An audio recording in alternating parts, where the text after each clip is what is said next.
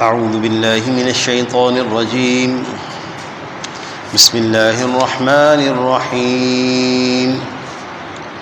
إنا أنزلناه في ليلة القدر وما أدراك ما ليلة القدر ليلة القدر خير من 1000 شهر تنزل الملائكة والروح فيها بإذن ربهم من كل أمر سلام هي حتى مطلع الفجر صدق اللہ العظیم. اللہ رب العزت نے سورۃ القدر کی تلاوت کی توفیق عطا فرمائی. آیات مبارکہ کا ترجمہ یہ ہے: انا انزلناہ فی لیلۃ القدر، بے شک ہم نے قرآن پاک کو لیلۃ القدر میں نازل کیا ہے. وما ادراک ما لیلۃ القدر، اے نبی صلی اللہ علیہ وسلم آپ کو کیا معلوم کہ لیلۃ القدر کیا ہے؟ لیلۃ القدر خیر من 1000 شہر، لیلۃ القدر 1000 مہینوں سے بہتر ہے. آپ صلی اللہ علیہ وسلم کی امت کی جو اعمار ہیں، عمریں ہیں، وہ تھوڑی ہیں. آپ صلی اللہ علیہ وسلم کا ارشاد ہے میری امت کی اعمار 60 سے 70 سال کے درمیان ہوں گی، اور ایسا ہی ہے. ایک موقع پر حضرات صحابہ اکرام رضی اللہ عنہم اجمعین کے سامنے سابقہ امم میں کسی کا تذکرہ آیا کہ ایک بنی اسرائیل میں ایک آدمی ایسے گزرے ہیں جو 1000 مہینوں تک مسلسل اس طرح عبادت کرتے رہے کہ روزانہ رات کو عبادت کرتے تھے، صبح گھوڑے پہ سوار ہو جاتے اور جہاد کرتے تھے. 1000 مہینے مسلسل اللہ تعالیٰ نے ان کو اس عمل کی توفیق دیے رکھے. 83 سال 4 ماہ کی عبادت. حضرات صحابہ کرام رضی اللہ عنہم اجمعین نے جب سنا تو ان کو بڑا تعجب ہوا. اصل میں وہ لوگ نیک عملوں پر حریص تھے، ایک دوسرے سے آگے بڑھنے کی کوشش میں رہتے تھے، کیسے ہم نیک عمل میں آگے سے آگے چلے جائیں. آپ صلی اللہ علیہ وسلم کے ایک ارشاد ذہن میں رہے کہ جو آدمی کہ اللہ کی عظمت کو بیان کرتے ہوئے آپ نے فرمایا کہ اگر کوئی آدمی پیدا ہوتے ہی سجدے میں چلا جائے، پھر موت تک سجدے میں رہے، جب اس کو موت آئے گی تو اپنے اس عمل کو وہ حقیر سمجھے گا. اللہ کی عظمت بہت بڑی ہے، اللہ کی شان بہت بڑی ہے، ہم کبھی بھی حق ادا نہیں کر پاتے. اس لیے حضرات صحابہ کرام رضی اللہ عنہم اجمعین حریص رہتے تھے.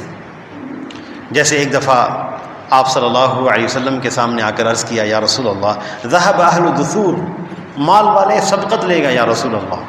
وہ حج کرتے ہیں، عمرے کرتے ہیں، اللہ کی راہ میں خرچ کرتے ہیں، جہاد کرتے ہیں، ہمارے پاس وہ رقم نہیں ہے کہ ہم کر سکیں. مسابقت دین میں تھی، دنیا میں نہیں تھی. دین میں مسابقت رہتی تھی، کیسے ہم ان سے آگے نکل جائیں، کس طرح ہم آگے نکل جائیں. تو آپ صلی اللہ علیہ وسلم نے ارشاد فرمایا کہ تم ہر نماز کے بعد 33 دفعہ سبحان اللہ، 33 دفعہ الحمدللہ، 33 دفعہ اللہ اکبر، اور ایک روایت میں آتا ہے 34 دفعہ اللہ اکبر پڑھ لیا کرو، تم ان مال والوں سے بھی آگے نکل جاؤ گے. یہ حضرات چلے گئے، کچھ دنوں کے بعد پھر واپس آ گئے، کہنے لگے: یا رسول اللہ، جو عمل آپ نے ہمیں بتایا مالداروں نے بھی وہ عمل شروع کر دیا. آپ صلی اللہ علیہ وسلم نے ارشاد فرمایا: ذالک فضل اللہ یؤتیہ من یشاء، یہ اللہ کا فضل ہے، جس کو چاہے زیادہ عطا فرما دے. ان حضرات کی مسابقت دین کے کاموں میں رہتی تھی، کیسے ہم ان سے آگے نکلیں، کیسے ہم ان سے آگے نکلیں. مسارعت الی الخیر، اسی جذبے نے صحابہ کرام کو تعجب میں ڈال دیا. یا رسول اللہ، ہمارے پاس اتنی عمریں نہیں ہیں، ہم بھی ایسا عمل کرتے ہیں. اس جذبے پر قرآن پاک کی آیات نازل ہوئیں: انا انزلناہ فی لیلۃ القدر. اے نبی صلی اللہ علیہ وسلم، ہم نے قرآن پاک کو لیلۃ القدر میں نازل کیا ہے. لیلۃ القدر میں نازل کرنے کا کیا مطلب؟ قرآن لوح محفوظ میں تھا، وہ سارا کا سارا بیت العزہ میں، یعنی بیت العزہ جو آسمانی دنیا ہے، دنیا کا آسمان ہے، اس وہاں پر ایک مقام ہے بیت العزہ، لیلۃ القدر، اس شب قدر میں لوح محفوظ سے سارا قرآن نقل کر کے بیت العزہ میں اللہ نے اتار دیا، پھر وہاں سے بیت العزہ سے رسول اللہ صلی اللہ علیہ وسلم پر 23 سال کے عرصے میں تھوڑا تھوڑا کر کے نازل کیا گیا۔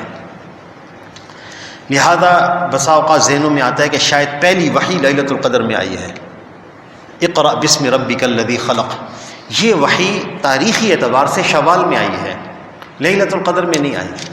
لیلۃ القدر میں قرآن کے نازل ہونے کا کیا مطلب؟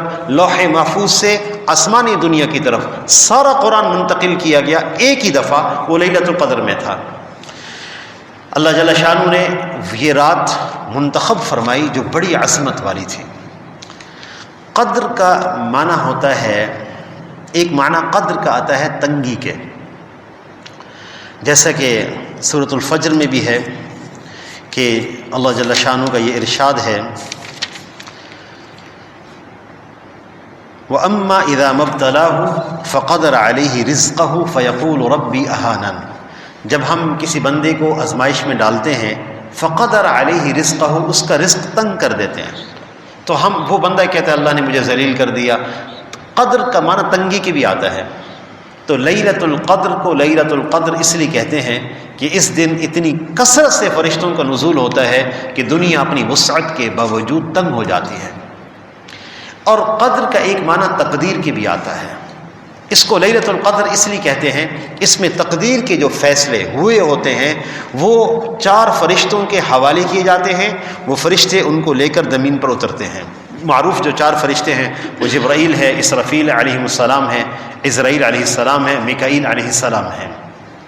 چاروں فرشتوں کو وہ تقدیر کے احکامات دے دیے جاتے ہیں۔ اور قدر کا ایک معنی منزلت اور شرافت کی بھی آتا ہے، جیسے ذو قدر کہا جاتا ہے، ذو منزلت، ذی شرافت، بندہ شرف والا۔ تو اس مفسرین نے لکھا ہے کہ اس لیے اس کو لیلۃ القدر کہا جاتا ہے۔ اگر اس رات کے چند لمحے نصیب ہو جائیں تو جو بندہ اپنے گناہوں میں ڈوب کر اللہ کی ذات سے دور ہوتا ہے یا ذلیل ہوتا ہے، وہ چند لمحے پا کر اللہ کے ہاں بڑا ذی قدر اور ذی شرف ہو جاتا ہے، اس لیے لیلۃ القدر کو لیلۃ القدر کہا جاتا ہے۔ تو آپ صلی اللہ علیہ وسلم سے فرمایا گیا وما ادراک ما لیلۃ القدر، آپ کو کیا معلوم کہ لیلۃ القدر کیا ہے، اس کی عظمت کو بڑھایا گیا۔ لیلۃ القدر خیر من الف شہر، یہ لیلۃ القدر 1000 مہینوں سے افضل ہے۔ خیر اس میں تفضیل ہے، افضل ہے، 1000 مہینے نہیں، اس کی عبادت 1000 مہینوں پر کے مطابق نہیں ہے، 1000 مہینوں سے افضل ہے۔ کتنی افضل ہے؟ 1 گنا، 2 گنا، 3 گنا؟ اکثر مفسرین کی رائے ہے اللہ کا یہ نظام ہے، من جاء بالحسنۃ فلہ عشر امثالها، جو ایک نیکی کرتا ہے ہم 10 گنا عطا کرتے ہیں، تو کم از کم 1000 مہینوں سے 10 گنا افضل ہے۔ آخری قول یہ ہے کم از کم۔ تو خیر اسم تفضیل ہے، یعنی یہ رات 1000 مہینوں سے افضل ہے۔ مفسرین نے اس کا معنی یہ لکھا ہے، یعنی ایک آدمی 1000 مہینے تک 83 سال 4 ماہ تک 30,000 راتیں عبادت میں لگانے کے بعد جو قرب اللہ کے ہاں طے کرے گا، جو مرتبہ طے کرے گا، امت محمدیہ صلی اللہ علیہ وسلم کی کسی فرد کو یہ چند لمحے میسر آ جائیں، اللہ تعالیٰ یہ سارا سفر طے کروا دیں گے۔ اللہ تعالیٰ ہمیں قدر کی توفیق عطا فرمائے۔ اس لیے آپ صلی اللہ علیہ وسلم کا ارشاد ہے، جو اس کی خیر سے محروم رہا وہ بڑی خیر سے محروم رہا۔ پتہ نہیں اگلے سال ہمیں یہ رات نصیب ہو یا نہ ہو۔ اللہ جل شانہ نے یہ جو چند لمحے عطا فرما دیے ہیں، اگلا عشرہ انشاءاللہ شروع ہو رہا ہے، تو اس رات کی قدر کر لی جائے۔ آپ صلی اللہ علیہ وسلم کے ارشاد ہے، تحروا لیلۃ القدر فی عشر الاواخر من رمضان، تم لیلۃ القدر کو آخری عشرے میں تلاش کرو رمضان کے۔ پھر ایک اور روایت میں آتا ہے کہ آخری عشرے کی طاق راتوں میں تلاش کرو۔ اللہ تعالیٰ نے ہمارے لیے آسان کر دیا، 20ویں رات سو جاؤ، 21ویں رات جاگو، پھر جو ہے وہ 22ویں رات سو جاؤ، 23ویں رات جاگو۔ اللہ نے آسان کر دیا کہ ایک ایک رات جو طاق راتیں ہیں ان میں عبادت کر لی جائے۔ تنزل الملائکۃ والروح فیہا بإذن ربہم، اس رات میں فرشتے اور روح القدس یعنی جبرائیل علیہ السلام اللہ کے حکم کے ساتھ نازل ہوتے ہیں۔ من کل امر، ہر خیر کے معاملے کو لے کر آتے ہیں۔ سلام، یہ رات سراپے سلامت ہے. مفسرین نے لکھا ہے کہ اس کا ایک ایک لمحہ سلامت والا ہے، ایک ایک لمحہ خیر ہے. ہی حتی مطلع الفجر، یہ کب تک ہے؟ صبح صادق تک، فجر کے طلوع ہونے تک. مغرب کے غروب شمس سے ہوتی ہی یہ رات شروع ہو جاتی ہے، جو صبح صادق تک اس کا وقت ہوتا ہے. وہ حضرات جو صبح کاموں میں مشغول ہوتے ہیں، رات کو عبادت نہیں کر سکتے، مصروفیت ہوتی ہے، ان کے حق میں تو گزارش ہے کہ مغرب کے بعد سے تھوڑا سا عمل کر لیا جائے، کچھ نوافل پڑھ لیے جائیں، کچھ تلاوت کر لی جائے، ذکر کر لیا جائے. انشاءاللہ وہ رات کی فضیلت حاصل ہو جائے گی. اور اصل تو یہ ہے کہ ساری رات اس کا اہتمام کیا جائے. حضرت عائشہ رضی اللہ تعالی عنہا فرماتی ہیں کہ آپ صلی اللہ علیہ وسلم آخری عشرے میں کمر باندھ لیتے تھے اور اپنے گھر والوں کو، اپنے اہل کو جگاتے تھے، بستر پہ تشریف نہیں لاتے تھے. مفسرین نے یہاں ایک حدیث نقل کی ہے، اللہ ان کو جزائے خیر عطا فرمائے. ایسا بھی ہے کہ بہت سے لوگ صبح اپنے کاموں میں مشغول ہوتے ہیں، انہوں نے اپنے کاموں پہ جانا ہے، وہ رات کو ساری رات جاگ کر عبادت نہیں کر سکتے. تو آپ صلی اللہ علیہ وسلم کے ارشاد ہے، جو عشاء کی نماز باجماعت پڑھے اس کو آدھی رات عبادت کا ثواب ملتا ہے، اور جو فجر کی نماز باجماعت پڑھے اس کو پوری رات عبادت کا ثواب ملتا ہے. تو گزارش یہ ہے اتنا اہتمام تو ہو جائے کہ ماشاءاللہ، چونکہ سحری میں سب نہیں اٹھنا ہوتا ہے اور تراویح کا بھی اہتمام ہوتا ہے، کم از کم مرتبہ اور درجہ یہ ہے کہ ان راتوں میں ہم عشاء اور فجر کی نماز باجماعت اہتمام کر لیں. اس کی کوشش کریں گے انشاءاللہ. اور ان راتوں میں، آخری راتوں میں گزارش یہ بھی ہے کہ سحری میں جب اٹھیں کم از کم مختصر سی 2 رکعت نماز صلاۃ التہجد پڑھ لیا کریں. حضرت شیخ حمد سرہندی رحمۃ اللہ علیہ فرماتے تھے کہ جو آدمی رمضان المبارک میں کسی بھی نیک عمل پر مداومت کرے گا، اللہ جل شانہ اس کو پورا سال اس نیک عمل کی توفیق دے دیں گے. لہذا تہجد کی جو نماز ہے، اور خاص وہ وقت ہوتا ہے، عمومی مشاغل کی وجہ سے ہم اٹھتے نہیں، حالانکہ وہ وقت وہ ہوتا ہے کہ آپ صلی اللہ علیہ وسلم کا ارشاد ہے، بار بار اللہ کی طرف سے اعلان ہوتا ہے، کوئی ہے مجھ سے مغفرت مانگنے والا میں اس کو معاف کر دوں، کوئی ہے مجھ سے صحت مانگنے والا میں اس کو صحت عطا کروں، کوئی ہے مجھ سے اپنی حاجتوں کو مانگنے والا میں اس کی ضرورتیں پوری کروں. ساری رات یہ اعلان ہوتا ہے اور فجر تک اعلان ہوتا رہتا ہے، یعنی تہائی رات سے لے کر فجر تک کا یہ اعلان ہوتا رہتا ہے. تو اس وقت میں مختصر سی 2 رکعت نماز پڑھنے کی عادت بنائی جائے. انشاءاللہ اللہ تعالیٰ اس کی وجہ سے تہجد کی نماز کی عادت بنا دیں گے. تو رمضان ویسے ہی عادتوں کے بدلنے کا نام ہے. ہر آدمی کی کھانے کی عادت بدل گئی، تو رات کی سونے کی عادت بدل چکی، جاگنے کی عادت بدل گئی ہے، اور 20 دن گزر رہے ہیں اور وہ عادتیں پکی ہو رہی ہیں.